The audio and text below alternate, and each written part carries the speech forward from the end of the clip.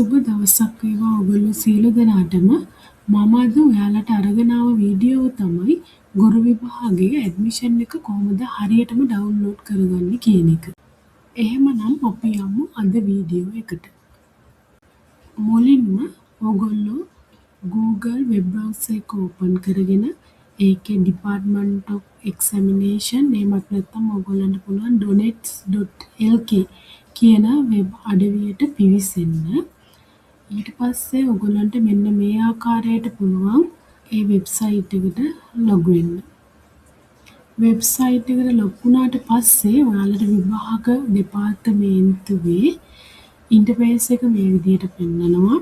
මෙන්න මේකේ ඔයාලට පුළුවන් මෙන්න මෙතන තියෙනවා exam admission කියලා. අන්න ඒක ඕපන් කරලා ඊට පස්සේ මේකේ පෙන්නනවා individual admission card කියන එක.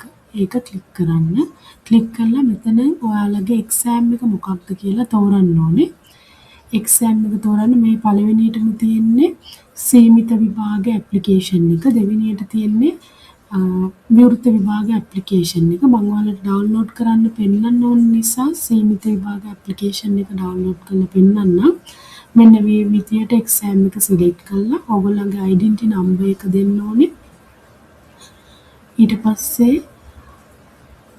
I am human කියන එකට right එකක් දාන්න. එහෙම දාලා මේගොල්ලෝ ඉල්ලන verification එක හරියටම ඔයගොල්ලෝ දෙන්න. ඒ verification එක හරියටම දුන්නට පස්සේ ඔයගොල්ලන්ට මෙන්න මේ විදියට download button එක highlight වෙලා පෙන්වුම් කරනවා. දැන් මේ විදියට ඔයාලට PDF එක download වෙනවා. download වුණාට පස්සේ මෙන්න මේ විදියට ඔයාලගේ admission එක ඔයගොල්ලන්ට දැක ගන්න පුළුවන්. මේකේ නම, එතකොට identity number එක, මේ හැමදේම හරිද කියලා බලන්න අමතක කරන්න එපා. ඒ වගේම මෙන්න මේ තියෙන තැන තමයි ඔයගොල්ලන්ට JP කෙනෙක්ගෙන් සයින් කරගන්න තියෙන්නේ. එහෙම නැත්නම් මේ විස්තර අනුව බලයලත් නිලධාරියෙක්ගෙන් සයින් කරගෙන ඔයගොල්ලන්ට මේ ඇඩ්මිෂන් එක විභාගයට අරගෙන යන්න පුළුවන්. මෙන්න මේ දේවල් ටික හරියටම කරගෙන ඔයගොල්ලෝ විභාගයට සූදානම් වෙලා යන්න.